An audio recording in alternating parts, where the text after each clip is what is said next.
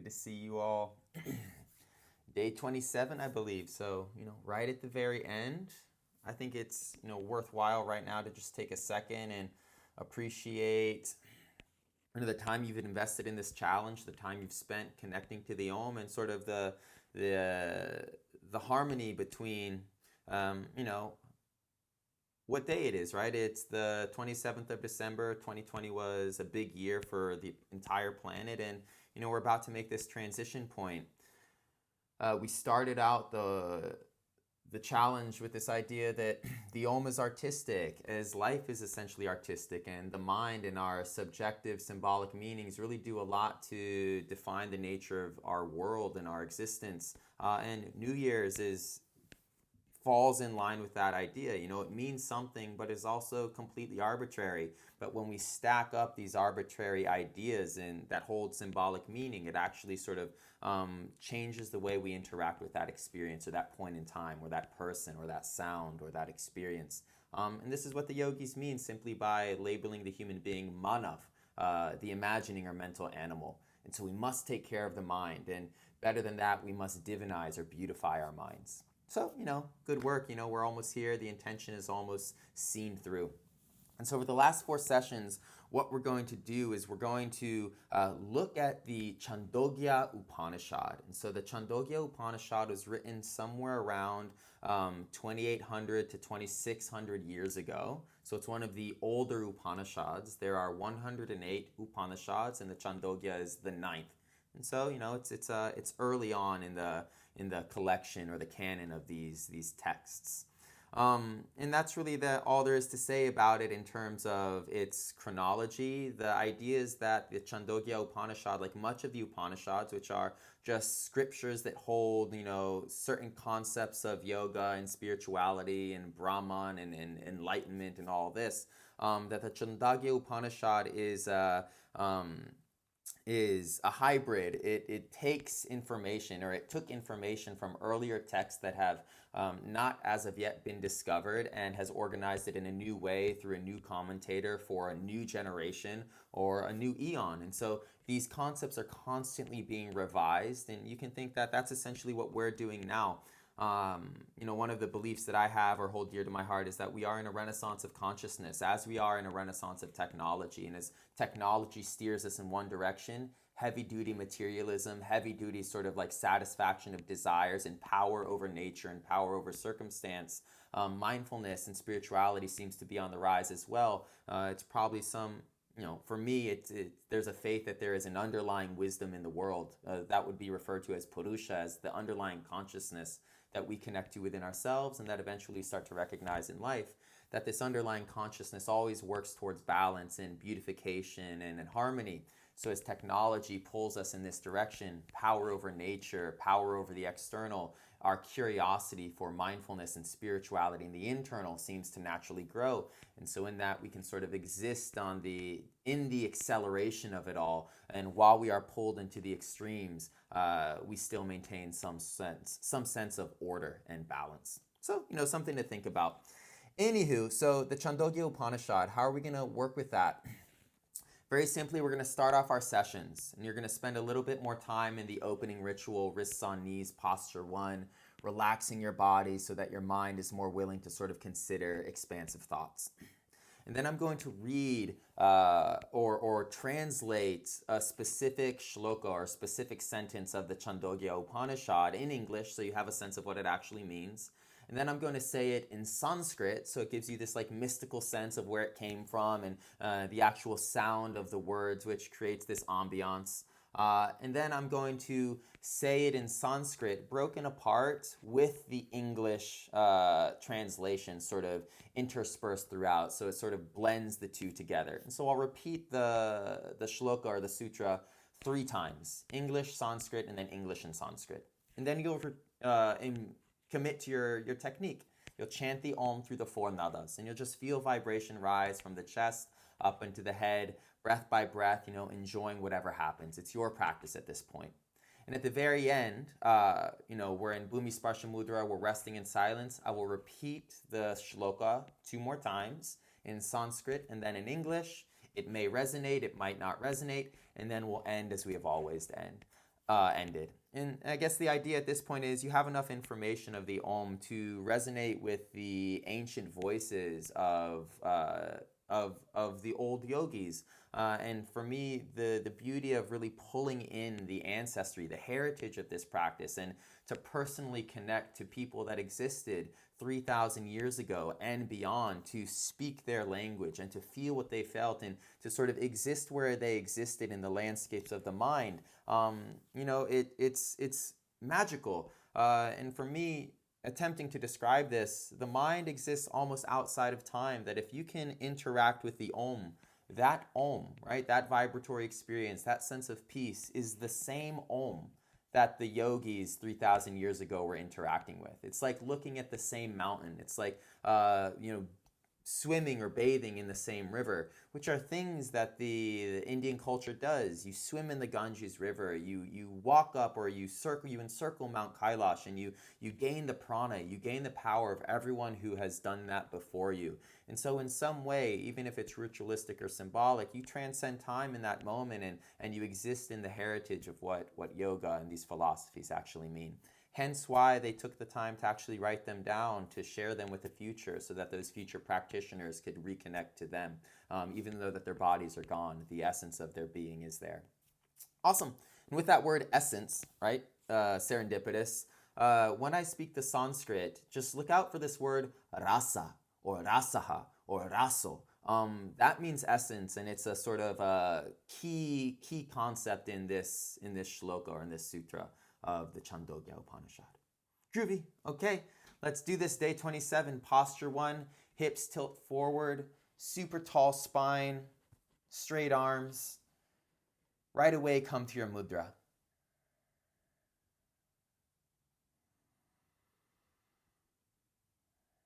And so you want to consider, as you set yourself up and control your breath, that you have been priming your mind and priming your body and deepening your skills for these final lessons. You know enough of the technique, of the philosophy, and of yourself to actually absorb the ancient and sort of unfiltered meaning and concept that surrounds the Om as it was originally expressed.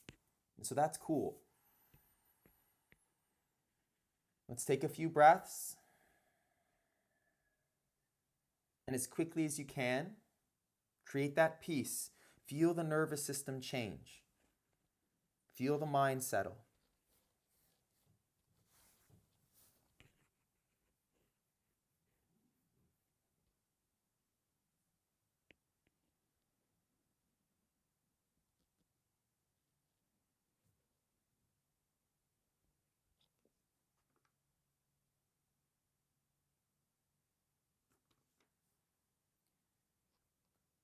This is the second verse of the first chapter of the Chandogya Upanishad, one of the first mentions of the Om. Earth is the essence of all living and non-living things, and water is the essence of earth. Just feel that.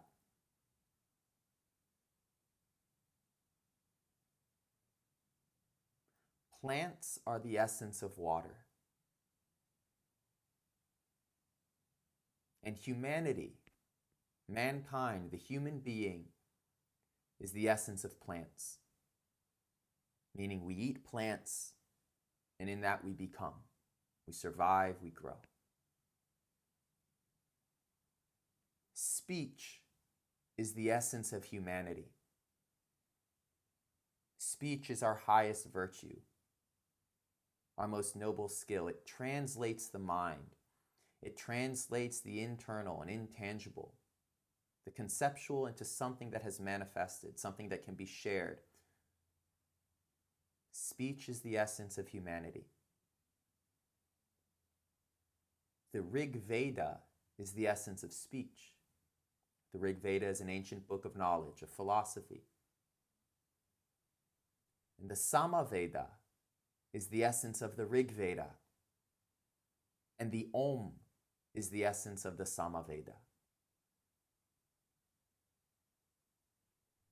And so the Om is the final expression, the most noble thing that has come out of the earth. from earth to water to plants to humanity to speech to the Rig Veda to the Sama Veda to the Om. And to chant the Om is to ride the momentum of that most refined thing. Slow down your breaths, take a couple moments, think about all that. Again, if it lands, it lands. If it doesn't, it doesn't. It's all good.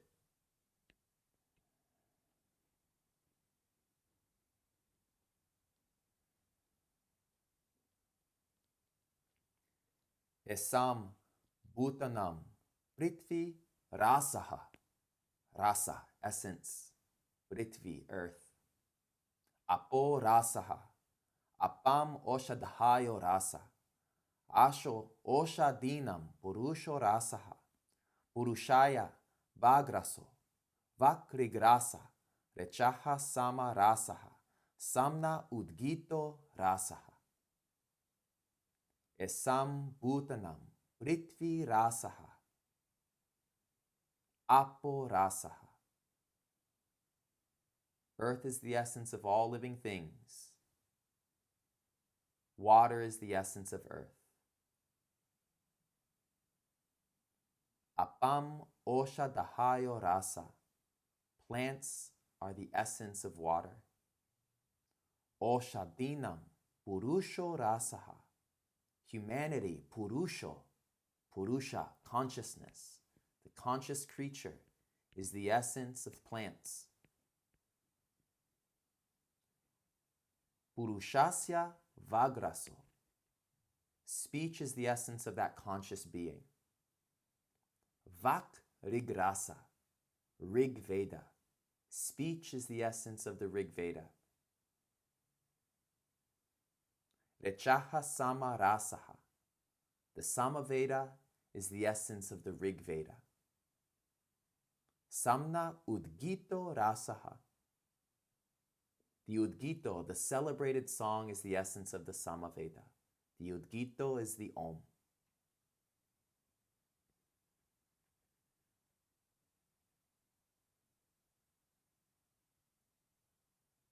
So bring your hands to heart center. Attempt to conjure peace physiologically. So this is the technique, which is slightly different than the philosophies. The machine of your practice involves many gears. All of them need to be oiled. All of them need to be working smoothly.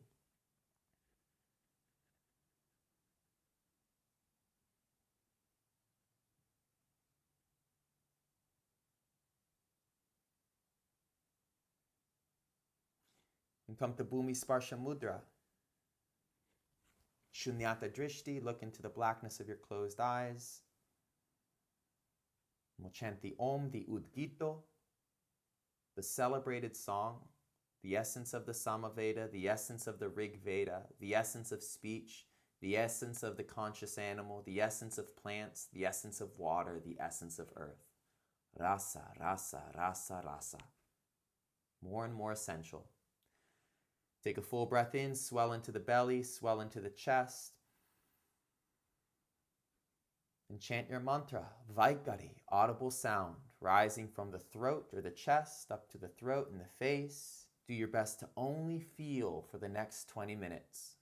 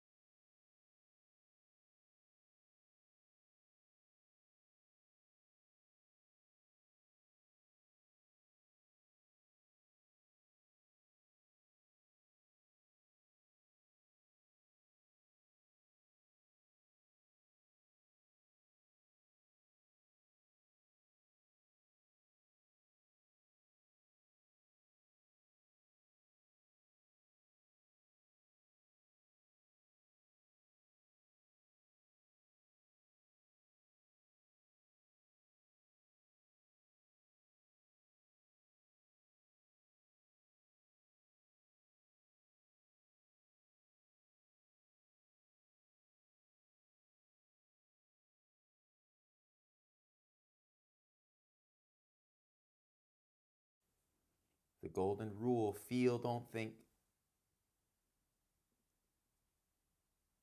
Push back the dreaming mind, swapna, fantasies and memories. Push back ordinary thoughts, jagrat, the waking mind. And push back unconsciousness, sushupti.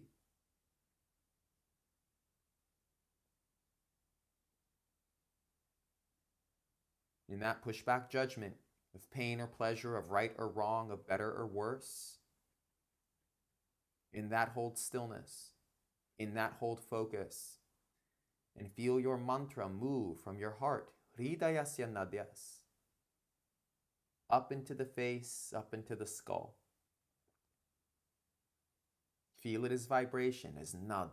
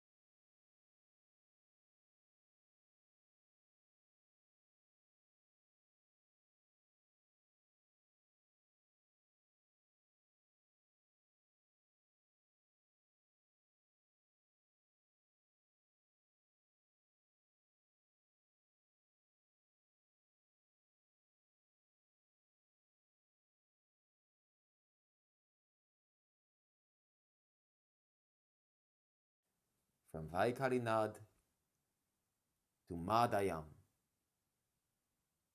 Whisper your Om softly. The vibration in the body doesn't diminish, but your ears listen more closely to what is around you. Your mind pays attention to what is more intimate, a gentle Om.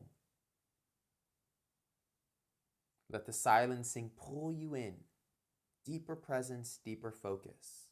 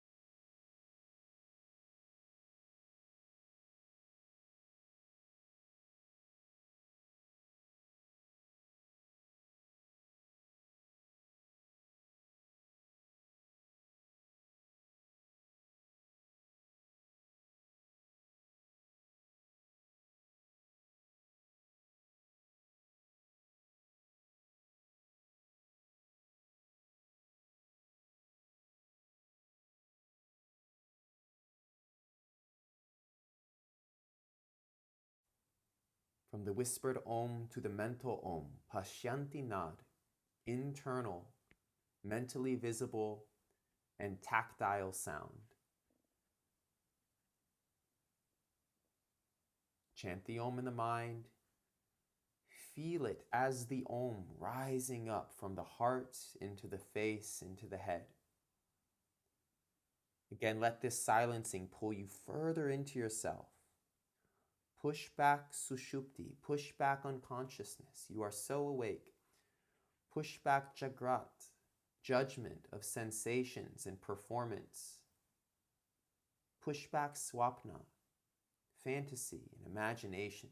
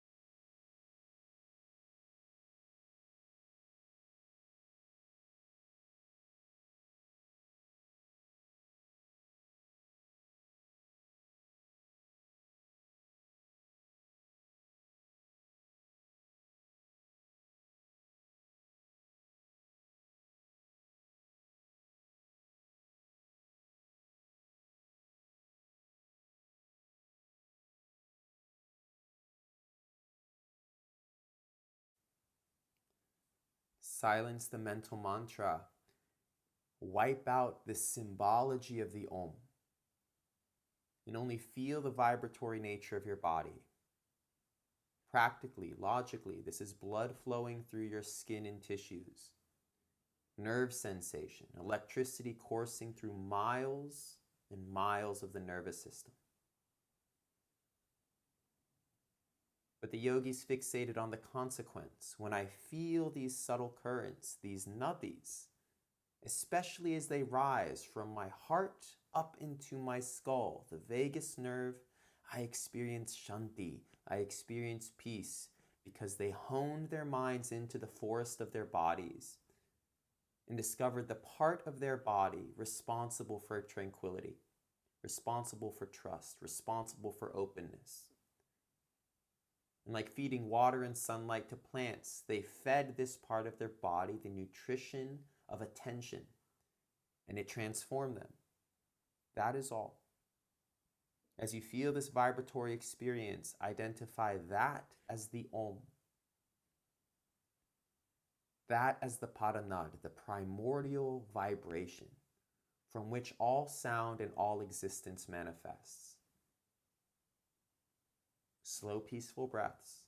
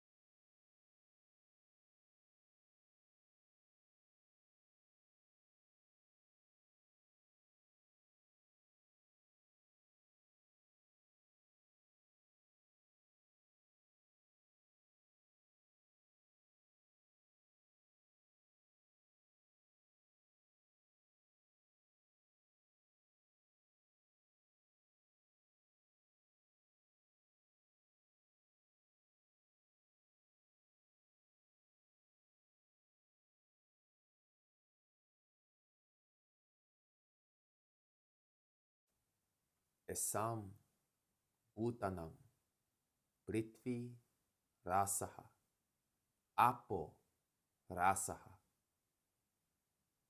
Apam Oshadhayo Rasa Oshadinam Purusho Rasaha Purushasya Vagraso Vakrigrasa Rechaha Sama Rasaha Samna Udgito Rasaha.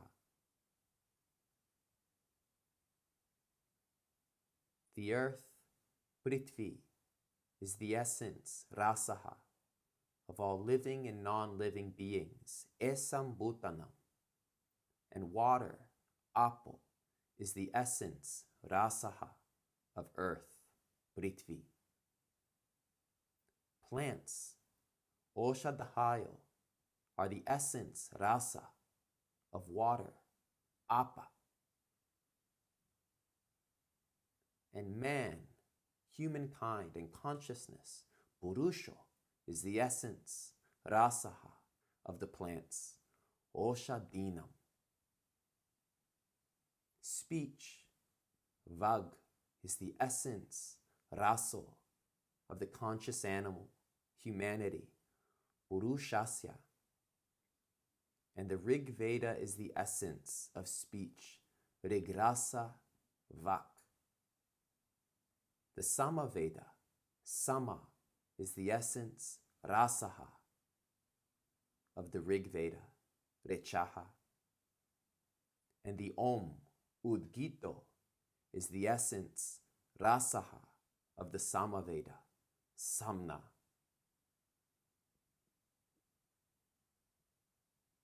What is the essence of the Om? Nada, vibration. Feel it.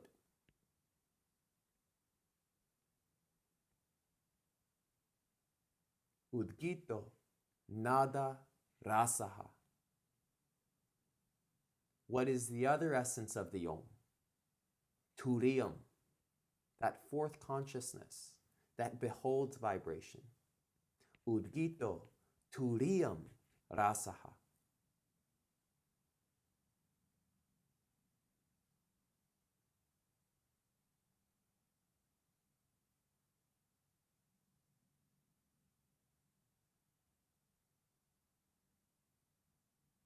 From here, bring your hands to heart center.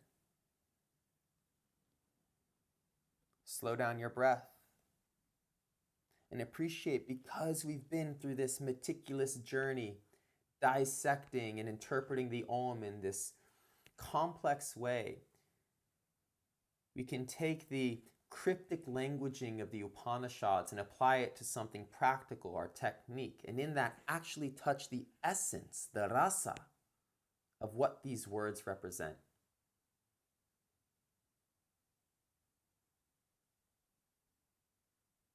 The book is not the experience, the symbol is not the experience, but they lead a practitioner to the experience. And here you are, at least closer to said experience, closer to the experience of Om. Beholding the Om as Bhairav, is that which is beyond sound, beyond the vibration, beyond the essence of things.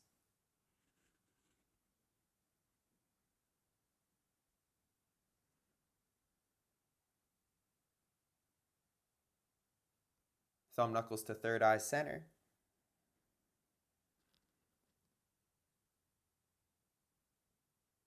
The second shloka of the first chapter of the Chandogya Upanishad in English, let the words change you. Earth is the essence of all living and non-living things, and water is the essence of earth. Without water, there is no life. Plants are the essence of water.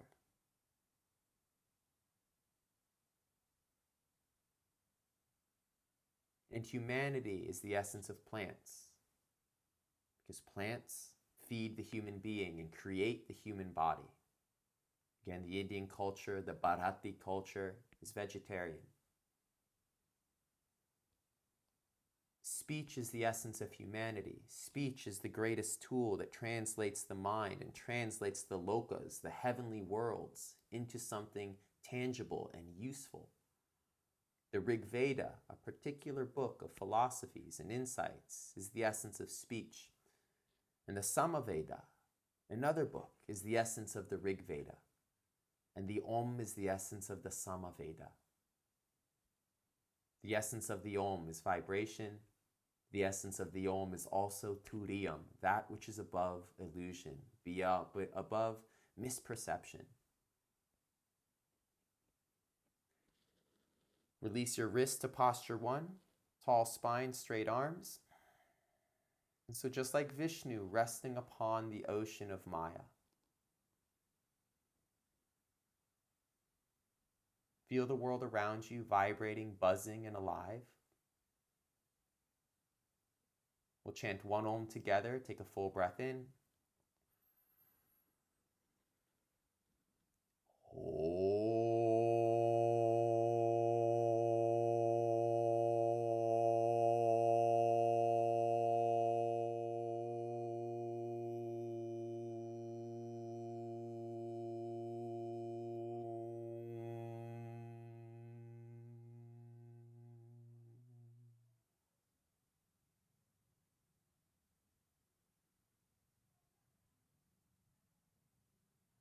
Listening as the essence of things, as rasa.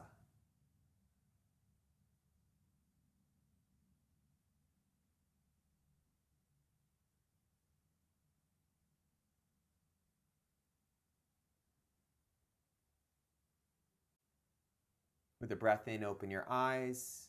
Immediately, the tsunami of Jagrat, of waking consciousness, rushes in to camouflage that essence. It is the nature of life.